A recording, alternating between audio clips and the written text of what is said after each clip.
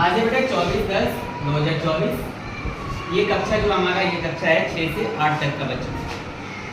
हमारे पास रूम का क्या बेटा कमी है, इसीलिए सभी बच्चे एक ही साथ आप लोगों को बैठाया जाता है। नहीं तो 6 अलग बैठते, 7 अलग बैठते और 8वीं के बच्चे अलग बैठते। लेकिन आज का जो हमारा सब्जेक्ट है और जो हमारा चैप्टर है वो आप तीनों को 6 के बच्चों को फायदा मिलेगा, 7 को भी मिलेगा और 8 को भी मिलेगा। तो हमारा सब्जेक्ट का क्या नाम है मैडम? सामाजिक, आर्थिक एवं राजनीतिक। अच्छा, सामाजिक बेटा किससे बना है? समाज से। किससे बना बेटा? समाज से। हमारे समाज में जो भी चीजें हो रही है हम उनको सामाजिक कार्यक्रम कह सकते हैं। अच्छा, उसके बाद है बेटा आर्थिक। आर्थिक का मतलब बेटा रुपया पैसा। आर्थिक का मतलब क्या है? रुपया पैसा। तू नींद आ जाएगा, सही से बैठिए, सही से बैठो बेटा, सही से। उसके बाद है बेटा राजनीतिक।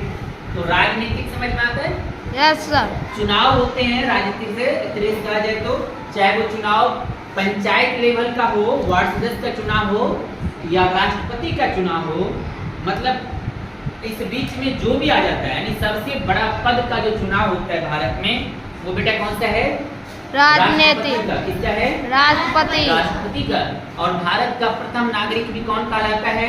राष्ट्रपति। राष्ट्रपति कहलाता है।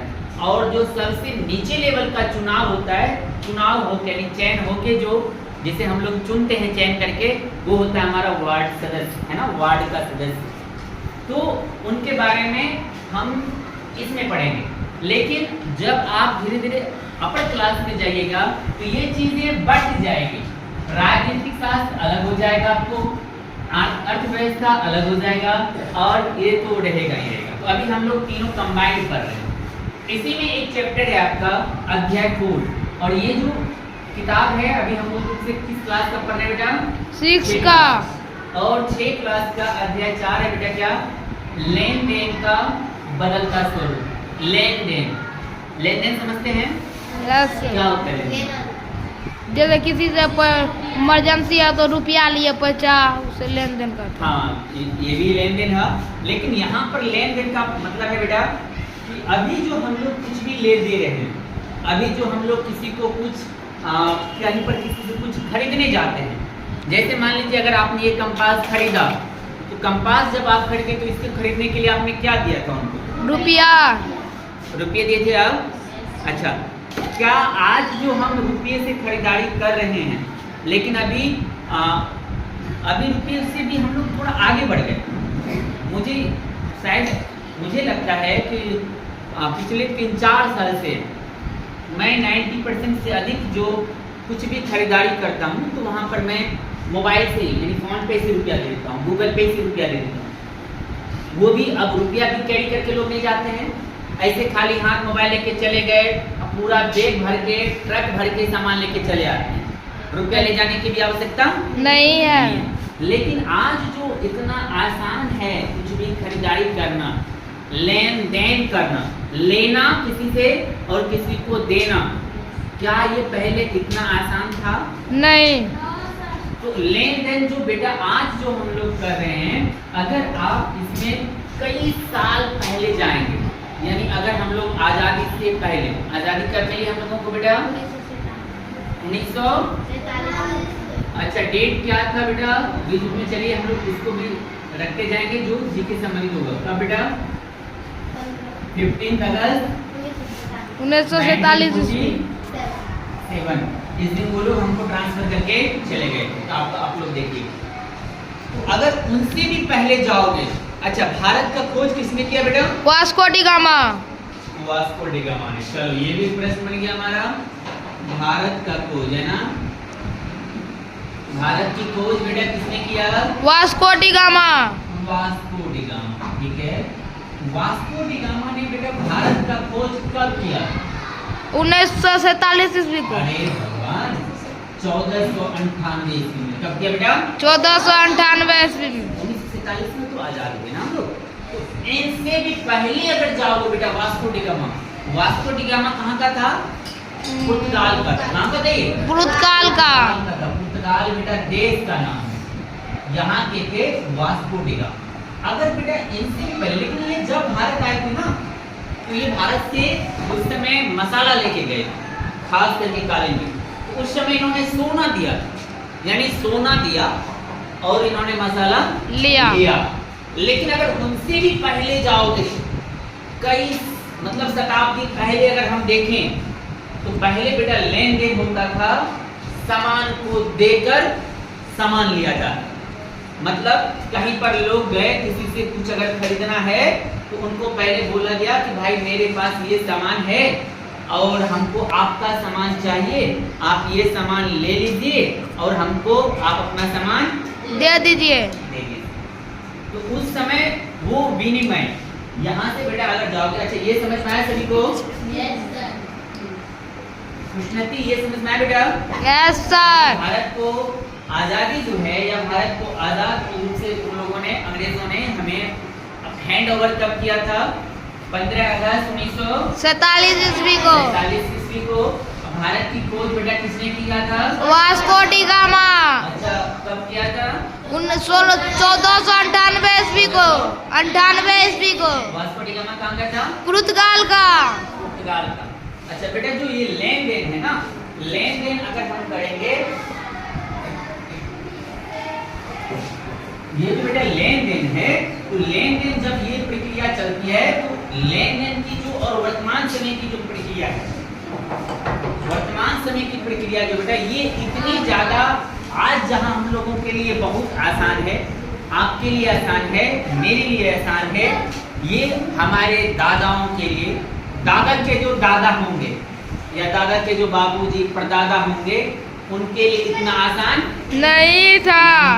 यानी इसी किताब में अगर आप देखिएगा बेटा, तो इस किताब में आप आगे जब पढ़िएगा तो इसमें दिया गया है कि दो भाई बहन है, ये लोग जगह जब देखे तो इनकी दादी क्या कर रही थी, एक महिला से दही ली और महिला को दही के बदले उन्होंने 2 किलो गेहूं दे दिया। दही लिया, दही के बदले क्या किया उनको बेटा? 2 किलो गेहूं। अच्छा इनसे पता चला कि दही क्या रुपया किलो मिला हमको? Yes sir. 2 किलो गेहूं दिए आप, तो क्या पता चला कि गेहूं किस भाव में हम बेचे या दही किस भाव में खरीदे, इसका पता चला? नहीं सर। पता चला इसमें? नहीं सर। नहीं चला। अच्छा आप ही लोग मान लीजिए अभी कुछ दिन, अच्छा आप लोगों में से कितने लोग ऐसे हैं जो बर्फ अपने घर में भुट्टा देके, मकई देके, धान देके खाए हुए? कितने लोग नहीं खाइए? यानी बर्फ बनाया, दौड़ते दौड़ते गए, भुट्टा लेके घर से चल गए, तो वो भाग गए, या किसी खेत से चुरा लिए, या फिर ऐसा नहीं होता है ना, किसी के खेत से भुट्टा तोड़े उठो लेके चल गए बर्फ वाला के पास, ऐसा नहीं किए हो? नहीं सर। हाँ बेटा ऐसा करना भी नहीं, गड़बड़ नहीं तो बहुत बर्फ का मजा लेने से पहले तुम्हें मजा चखा दिया जाएगा। तो मेरे कहने का मतलब बस बेटा ये था कि हम आप लोग भी भुट्टा देके खरीदे हैं बर्फ, तो क्या उस समय हमें पता चल पाता है कि हम कितना भुट्टा जो दिए उसमें कितना दाना था? हम नापे उसको नहीं, बर्फ वाला एक अंदाजा लगा लेता है। वो आप अगर उनको लगा कम है तो आपको बोलेगा जाएगा और भुट्टा लेकर तभी वो बर्फ होगा, नहीं तो नहीं होगा। ऐसा ऐसा थोड़ा दाना लेके जाओ, बोलेगा नहीं 2 मुट्ठी और ना, इतना दस नहीं हो, तो आप बोलेगा कि एक और तो हो, बोलेगा पहले और ना। तो बचपन में क्या होता है कि हम लोग ये नहीं देखते हैं कि हम उन्हें कितना किलो दे रहे हैं या कितना ग्राम दे रहे हैं। तो बोला थोड़ा सा और ना, तो 4 मुट्ठी ले लेते हैं कि अब की बार कहीं वहाँ से हमको घुमाए नहीं, ज़्यादा ले लेते हैं उसको, तो हम लोग उसका दाम नहीं पूछते। तो ये बेटा एक्चुअल में क्या है, ये सब का सब वही है, ये सब का सब क्या है? लेन देन। हम उनसे बर्फ लिए, इसके बदले हम उसको कुछ दिए। Yes sir. इसी को बेटा कहते हैं विनिमय, है ना? विनिमय यानी खरीद बिक्री या लेन देन, दोनों एक ही चीज है। ये सारा का सारा, ये थोड़ा किताबी भाषा हो गया, ये आम भाषा है। तो लेन देन में बेटा बहुत सारी समस्याओं का सामना करना पड़ता है। अभी से मान लीजिए पहले के लोग क्या करते थे, तो लेन, अच्छा चलिए इसी में समझते जाते हैं हम लोग थोड़ा सा। लेन देन जो है बेटा ये 2 प्रकार से होता है। लेन देन कितने प्रकार का? 2 प्रकार का। मूल रूप से एक होता है बेटा वस्तु विनिमय प्रणाली। कौन सा प्रणाली? वस्तु विनिमय प्रणाली। बोलो बेटा। वस्तु विनिमय। और एक होता है बेटा मौद्रिक प्रणाली, मौद्रिक विनिमय प्रणाली। मौद्रिक विनिमय प्रणाली। अच्छा, जिसको भी बेटा जहां समझ में नहीं आएगा बोलिएगा, समझिए, फिर मैं अगले दिन लिखा दूंगा इनका परिभाषा, जो भी आज पढ़िएगा। अच्छा, यहाँ पे मैंने बेटा लिखा है वस्तु विनिमय प्रणाली। वस्तु समझ में आता है? Yes sir. जो सारा सामान हम देखते हैं, बेंच, चेयर, टेबल, घर, कुर्सी, पंखे, ये सारा का सारा क्या है? वस्तु। अच्छा, वस्तु सजीव भी हो सकता है क्या? No sir. होगा निर्जीव होगा। तो मैंने दिया है वस्तु विनिमय प्रणाली। विनिमय का मतलब क्या बेटा? लेन देन, खरीद बिक्री, सत्य का देन। विनिमय का मतलब क्या बेटा? लेन देन, खरीद बिक्री। अच्छा, प्रणाली का मतलब है जो प्रथा चल रही है वो प्रणाली है हमारा। तो वस्तु विनिमय प्रणाली, तो बेटा वस्तु विनिमय प्रणाली में वस्तु को देकर वस्तु खरीदते थे। अगर हम किसी को, अगर आप 2 केजी या 4 केजी मकई देकर, अगर आप मान लीजिए उनसे 1 केजी आटा या 1 केजी आलू या 2 केजी आलू, आधा केजी तेल या 250 ग्राम तेल खरीद रहे हैं, एक सामान दे रहे हैं, उसके बदले दूसरा सामान ले रहे हैं, तब वो कौन सी प्रणाली कहलाएगी? वस्तु विनिमय। ये समझ में आ रहा है? जब आप कुछ नहीं कोई सामान देकर दूसरे से कोई सामान ले रहे हैं, वो कौन सी प्रणाली है? वस्तु विनिमय प्रणाली। वस्तु विनिमय प्रणाली का तब परिभाषा क्या हो जाएगा बेटा? जब हम किसी वस्तु का खरीदारी कोई दूसरा वस्तु देकर करते हैं तो उस प्रणाली को क्या कहेंगे? वस्तु विनिमय प्रणाली। समझ में आया? अच्छा, दूसरा बेटा क्या लिखे हम? मौद्रिक विनिमय प्रणाली। मौद्रिक विनिमय, जब हम किसी चीज का खरीदारी रुपया देकर करते हैं तब उस प्रणाली को क्या कहेंगे? कहाँ ध्यान है तुम्हारा? जब हम किसी वस्तु का खरीदारी, मुद्रा का मतलब क्या है बेटा? मुद्रा मतलब क्या हुआ? पैसा। रुपये, पैसा, यही है ना बेटा? अच्छा, जब हम किसी चीज का खरीदारी किसी को रुपया देकर या पैसा देकर करते हैं तब हम उस प्रणाली को क्या कहेंगे? मौद्रिक विनिमय प्रणाली। ये प्रश्न बेटा दोनों आपको 10 के एग्जाम में एसएसटी में पूछा जाता है और लगभग पूछा जाने वाला ये प्रश्न है। आपसे पूछा जाएगा वस्तु विनिमय प्रणाली से आप क्या समझते हैं? तब इसका उत्तर क्या होगा? जब हम किसी वस्तु का खरीदारी कोई और वस्तु देकर खरीदते हैं किसी से, तब उस प्रणाली को क्या कहेंगे रिया? वस्तु विनिमय प्रणाली। क्या समझ में आ रहा है बेटा? Yes sir. अच्छा, इन दोनों में तुम्हें क्या लगता है आसान कौन है बेटा? वस्तु विनिमय प्रणाली या मौद्रिक विनिमय प्रणाली? मौद्रिक विनिमय प्रणाली। अच्छा, अब थोड़ा सा बिल्कुल है, लेकिन इसको समझते हैं। समस्या कहाँ आती थी? वस्तु विनिमय प्रणाली बेटा धीरे धीरे ये बंद हो गया। बंद होने का कारण क्या हुआ होगा? यानी वस्तु विनिमय प्रणाली अभी चलता है।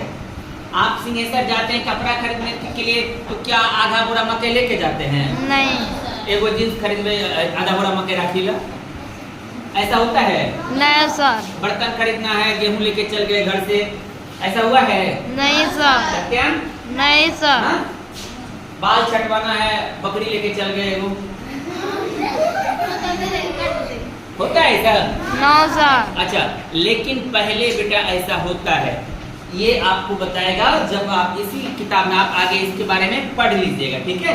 आपको मैं भी समझा दे रहा हूँ, आप पढ़ लीजिएगा, फिर से मैं कल इसको समझा दूंगा। तो पहले बेटा क्या होता था? अब मान लो पहले वस्तु विनिमय प्रणाली में क्या होता था? मान लीजिए मेरे पास है मकई और मान लीजिए आपके पास खेती बाड़ी आपको नहीं है, मेरे पास है मकई और आपके पास है मान लीजिए बकरी, और मुझे बकरी खरीदना है और मुझे मकई बेचना है ना? तो बकरी खरीदना है, आपके पास एक गो है बकरी और मेरे पास है मकई बहुत ज्यादा।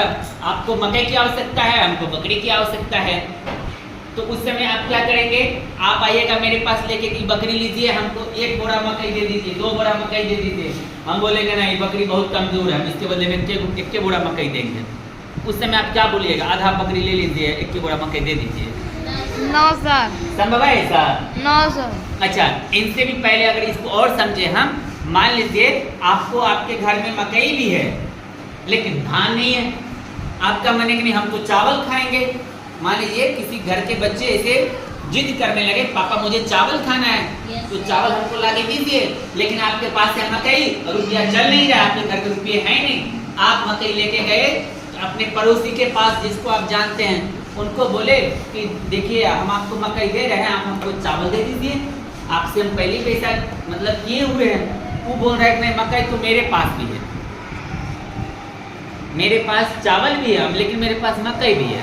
तो आप बोल रहे हैं क्या ठीक है आप मेरा 2 बोरा मकई लीजिए, हमको 1 बोरा धान दे दीजिए।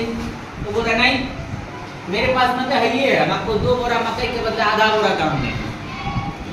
लेकिन वो बोल रहा है कि नहीं जी हम तो पिछले बार गए थे दूसरे गांव में तो हम 2 बोरा मकई दिए, 2 बोरा धान दे दिया था हमको। तो कह रहा है कि जहाँ गए थे चल जाइए वहीं, अब उठा कर दूसरा गाँव जाइएगा, मान लीजिए बीच में नदी पड़ रहा है तो आप तो दूसरे गाँव जाइएगा नहीं फिर, तो वहाँ पर फिर आपको हानि हो रहा है कि आपको फायदा हो रहा है? हानि हो रहा है, हानि हो रहा है ना। वो सीधा बोल रहे 2 बोरी मकई के बदले आपको आधा बोरी धान देंगे, लेना है तो लीजिए, नहीं फिर आप जाइए। तो उस समय आप क्या कीजिएगा, लेना पड़ेगा। तो क्या उस समय हमने जो लेन देन किया, क्या दोनों वस्तु का अगर मूल्य देखा जाए, क्या दोनों वस्तु समान था, बराबर था? नहीं बराबर नहीं था ना। वहाँ पे तो एक पार्टी को बहुत नुकसान हो रहा था, या तो यही करना पड़ता कि ठीक है हमको खाना ही नहीं है, यही हो सकता है चलो धान लेना ही नहीं है, खरीदना ही नहीं है। तो ये एक समस्या आती थी बेटा किसमें, वस्तु विनिमय प्रणाली में। इसमें दाम का भी पता नहीं चल पाता था कि वैल्यू किसका ज्यादा है। अब मान लीजिए अगली बार ऐसा हो गया, सीजन हो गया खराब और उनके पास मान लीजिए मकई नहीं हुआ और आपके पास मकई का भंडार है, वो आपके पास आया कि अच्छा हमको मकई दे दीजिए आप, हम 2 बोरी धान देते हैं, हमको मकई दे दीजिए 2 बोरी। आप बोल रहे नहीं 2 बोरी धान के बदला हम 1 बोरी मकई देंगे। वो ऐसा कैसे हो जाएगा, हम पिछली बार आपको 2 बोरी मकई बदला आधा बोरी धान दिए थे, हम 2 बोरी धान दे रहे थे, आपको 1 बोरी मकई दीजिएगा। पुराने मेरा मन है, आपको लेना है तो लीजिए, नहीं तो कोई बात नहीं है। तो उस समय क्या हमें पता चल रहा है कि धान का वैल्यू ज्यादा रहा कि मकई का वैल्यू ज्यादा रहा? नहीं सर, पता चला नहीं। तो इसका मतलब बेटा यहाँ पर क्या हो गया कि जिसके पास सामान है और जिसको आवश्यकता है उनको यहाँ पर बहुत ज्यादा जरूरत है, उनको कॉम्प्रोमाइज करना पड़ा। जैसे जिसके पास मकई था, धान चाहिए, तो धान कोई नहीं दे रहा था, इनको धान लेने के लिए ज्यादा मकई देना पड़ा। किसी को अगर मकई चाहिए, उनके पास धान अधिक था, तो उनको धान अधिक देकर मकई लेना पड़ा। वहाँ पर ना धान का वैल्यू ज्यादा है या मकई का वैल्यू ज्यादा है, हमको इसकी जानकारी नहीं है, नहीं पता चला। तो इसीलिए बेटा धीरे धीरे वस्तु विनिमय प्रणाली क्या हो गया, कट गया, यानी हम क्या बोले इसको, क्या हो गया बेटा, समाप्त हो गया। क्या हो गया, समाप्त हो गया। अच्छा, आप लोगों में से कोई तुम लोगों को बेटा मम्मी भेजी है कि ही मकई देना जो 2 सलाई ले ली है या कुछ और खरीद ली है दुकान से? यस सर, ऐसा हुआ है? अच्छा, क्या अभी भी होता है? नहीं जी सर, अभी भी मम्मी कहती है? Yes sir. अच्छा, अगर अभी कहती होगी मम्मी या अभी अगर हो रहा है तो अभी हमको दाम पता है कि गेहूँ 20 टका किलो है, 22 टका किलो है। पहले गेहूँ नपवाते हैं, गेहूँ नपवाने के बाद जितना दाम हुआ उतने दाम का हम सामान खरीदते हैं। लेकिन ऐसा होता है 1 किलो एक तरफ गेहूँ रख दिया, एक तरफ आलू रख दिया, बोला बराबर हो गया चाहिए, ऐसा होता है? नहीं सर। ये प्रणाली धीरे धीरे क्या हो गया बेटा, समाप्त हो गया। तो अभी कौन सी प्रणाली चल रही है बेटा, मौद्रिक विनिमय प्रणाली। अच्छा, मौद्रिक विनिमय प्रणाली किसको कहेंगे, रुपया पैसे को। जब हम किसी वस्तु का खरीदारी रुपये पैसे करते हैं, रुपये पैसे के माध्यम से करने लगते हैं, तब उसे हम क्या कहेंगे, मौद्रिक विनिमय प्रणाली। अब देखिए यही चीज मैं बोल रहा था, जब आप किताब पढ़िएगा तो इसमें देखिए दिया हुआ है कि मुझे आम के बदले गेहूं नहीं आलू चाहिए। अब मान लीजिए इसके पास आलू है ही नहीं है, तो आलू कहाँ से देगा, खरीदारी में दिक्कत होगा कि नहीं होगा? यही कह रहा है कि मुझे आम चाहिए, इसके बदले मैं तुम्हें गेहूं दूंगा। अब मतलब जिनको जो चाहिए उनके पास वो है ही नहीं है, जिनके पास जो है उनको जरूरतें नहीं है, तो दिक्कत होगा कि नहीं होगा? यही चीज देखिए यहाँ पर भी दिया हुआ है, उदाहरण में देखिए तो यहाँ पर दिया है कि पिछले साल तुमने एक बकरी के बदले में 6 टोकरी अनाज दिए थे, मेरे पास तो 3 ही टोकरी अनाज है। अनाज देने के लिए गया तो बोल रहे कि अनाज बकरी मैं दे रहा हूँ अनाज दे दो, तो बोल रहे हैं नहीं हम 3 टोकरी अनाज देंगे एक बकरी का। तो वो कह रहे नहीं पिछली बार एक बकरी हम दिए थे 6 टोकरी अनाज मिला था, तो अब क्या कर रहा है, मुझे कुछ अनाज तो चाहिए, उनको अनाज की तो जरूरत है, लेकिन उसके पास है 3 टोकरी अनाज, तो अब क्या वो आधा बकरी काट के दे देगा उसको? नहीं। एक बकरी का 6 टोकरी अनाज मिल रहा है और उनके पास है 3 टोकरी और आपको अनाज तो चाहिए, तो आप क्या कीजिएगा, आधा बकरी दे दीजिएगा गला इधर से? नहीं सर। संभव है? नहीं सर। तो वस्तु विनिमय प्रणाली क्या बेटा चल पाता नहीं है। अच्छा आने वाले क्या 10 साल के बाद संभव है कि वस्तु विनिमय प्रणाली फिर से चलने लगे? नहीं सर। कभी संभव नहीं है, नहीं होगा। तो बेटा अभी कौन सी प्रणाली चल रही है? रुपये पैसे मौद्रिक विनिमय प्रणाली। अच्छा क्या हम लोग मौद्रिक विनिमय प्रणाली में है या इनसे भी आगे बढ़ गए हैं?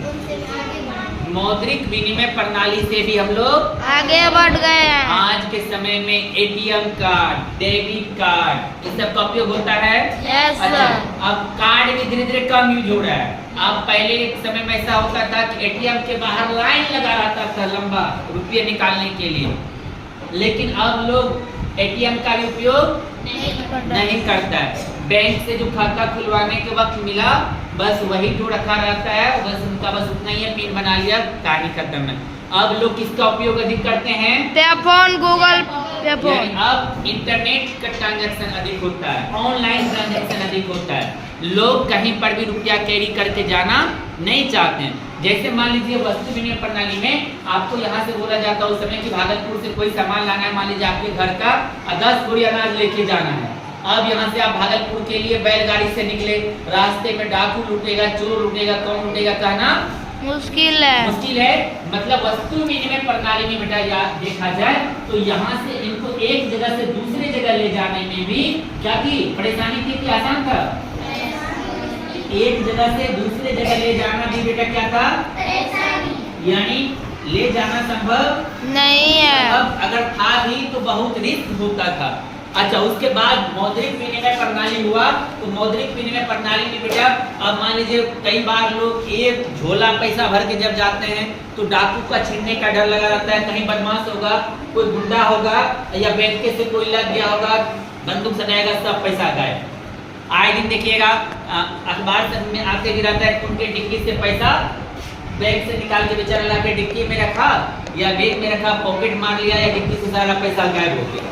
या रुपया लेके आप जा रहे हैं, कोई फोन करके दे दिया कि अच्छा फलाना जो है 2 लाख टका भी बैंक से निकाला है, तुम्हारे पीछे 4 मोटरसाइकिल लग गया, रास्ते से तुम्हारे घर पहुंचने से पहले ही पैसा क्या हो गया खत्म, यानी तुम्हारा शरीर हल्का हो गया। तो लोग अब रुपया लेकर भी जाते नहीं, लेकिन इस रुपये पर आने से पहले बेटा बहुत सारा पहले लोहे का, तांबे का, एल्युमिनियम का, पीतल का पहले सिक्का सब बना, पहले वो सब चला।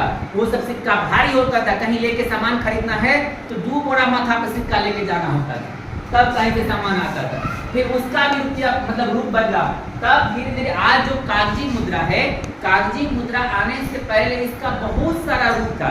कई जगहों पे तो मिट्टी का सिक्का चलता था पहले, उसके बाद शीशा का भी सिक्का कुछ राजा ने चलाया था, उनके बाद धीरे धीरे का चल कागजी मुद्रा। मैंने बोला बेटा कि यहाँ से एक प्रश्न बनेगा कि सबसे पहले कागज का आविष्कार कहाँ हुआ था? कागज का आविष्कार बेटा कहाँ हुआ था? चीन में। चीन में, इसको ध्यान रखिएगा। सबसे पहले कागज का आविष्कार कहाँ हुआ? चीन में। चीन में। तो इसका मतलब सबसे रुपया पहले कहाँ बना होगा? चीन में। कागजी रुपया भी चीन में ही बना होगा, इसको ध्यान रखिएगा। ये समझ में आया बेटा? Yes sir. तो सिक्का लेके ढोना भी संभव नहीं था, तब जाके धीरे धीरे कागज का निर्माण हुआ, तो कागजी मुद्रा बना। कागजी मुद्रा के बाद आज प्लास्टिक मुद्रा बना। प्लास्टिक मुद्रा में एटीएम और डेबिट कार्ड सब आता है ना, उसके बाद उसके बारे में कैसे अगले क्लास में पढ़ा देंगे। उनके बाद अभी लेकिन हम लोग उनसे भी आगे निकले तो ऑनलाइन ट्रांजेक्शन आया। अब इसमें भी बहुत सारा इनके भी मतलब बहुत बदला हुआ स्वरूप, हाईटेक स्वरूप के रूप में अभी देखिएगा तो ये क्वाइन सब आया, क्रिप्टो क्वाइन सब आया हुआ है। जो लोग एगो मान लीजिए इस प्रकार का कोई सामान है, इनका दाम रख दिया 5 करोड़, मतलब अगर आप इसको खरीद लिए तो इसका दाम कितना हो गया? 5 करोड़। ये मोबाइल में दिखता है, अब मोबाइल में इसको खरीद लिए, इसका दाम कितना हो गया? अब मतलब इसको अगर किसी को बेचिएगा तो आपको कितना देगा? 5 करोड़। ऐसा ही क्रिप्टो कॉइन लगभग अगर समझना हो तो आप ऐसे समझ सकते हैं। तो दुनिया अब धीरे धीरे बहुत ज्यादा क्या हो गया बेटा, बदल गया। डेवलप हो गया, मॉडर्न हो गया। तो इसमें मूल रूप से बेटा ये दोनों चीज समझ में आया। Yes sir. देखो फिर से बेटा एक बार, लेन देन का मतलब क्या है बेटा, खरीद बिक्री। उसी को किताबी भाषा में क्या करते हैं बेटा, विनिमय। क्या करते हैं, विनिमय। कितने प्रकार का, वस्तु विनिमय प्रणाली और मौद्रिक विनिमय प्रणाली। वस्तु विनिमय प्रणाली और मौद्रिक विनिमय। अच्छा, वस्तु विनिमय प्रणाली सबसे पुरानी है या मौद्रिक विनिमय प्रणाली पुरानी है? वस्तु विनिमय प्रणाली पुरानी है। वस्तु विनिमय प्रणाली का परिभाषा क्या हो जाएगा बेटा, जब किसी वस्तु की खरीद बिक्री किसके माध्यम से हो, दूसरे वस्तु के माध्यम से हो, तब उसे क्या कहेंगे, वस्तु विनिमय प्रणाली। अच्छा, मौद्रिक प्रणाली में क्या हो जाएगा बेटा, जब किसी वस्तु का खरीद बिक्री वस्तु के माध्यम से ना होकर मुद्रा के माध्यम से, रुपये पैसे के माध्यम से होती है, तब उसे क्या कहेंगे, प्रणाली। अच्छा, मौद्रिक का मतलब क्या है बेटा, क्या इतना समझ में आया? Yes sir. तो आज के क्लास में इतना ही रहने देते हैं, बाकी अगली क्लास में आपको इनके बारे में लिख के भी बोर्ड पे हम दे देंगे, वस्तु विनिमय प्रणाली और मौद्रिक विनिमय प्रणाली का भी परिभाषा आपको लिख देंगे। उनके बाद जो आपको खास करके प्लास्टिक कार्ड के बारे में है, एटीएम, डेबिट कार्ड, चेक। अच्छा, एटीएम डेबिट कार्ड से पहले चेक भी चलता था, अभी भी चेक बहुत सारा लोग काट देते हैं। बैंक से जब खाता खुलवाइएगा चेक देता है पूरा। किसी को अगर मान लीजिए देना है 2 लाख 5 लाख देना है, क्या करेगा, वो कागज पे 5 लाख लिख दिया, अपना सिग्नेचर कर दिया, वो कागज का वैल्यू कितना हो गया, बहुत। 5 लाख। कागज हराया, 5 लाख गया। वैसे जाएगा नहीं, आप बैंक में कंप्लेन कीजिए, क्लेम कर दीजिए, तो फिर हो जाता। वैसे भी पैसा ज़्यादा देने से पहले बार बैंक फोन करके पूछते हैं, जो चेक काट के अगर आप दीजिएगा तो आपसे पूछेंगे, हाँ भाई सर आप इसके नाम पर इतना का चेक काट के दिए हैं, पैसा दें कि ना दें, तो फिर उनको रुपया देते हैं। लेकिन बताइए एक कागज का वैल्यू कितना हो जाता है बेटा, 5 लाख। तो इतना ही लंबा ये कागज होता है, काट के दे दिया 10 लाख 2 करोड़, यही हो गया 2 करोड़। फाड़ दीजिए, कहानी खत्म। समझ में आया सभी को? Yes sir. तो आज रहने दीजिए इतना ही।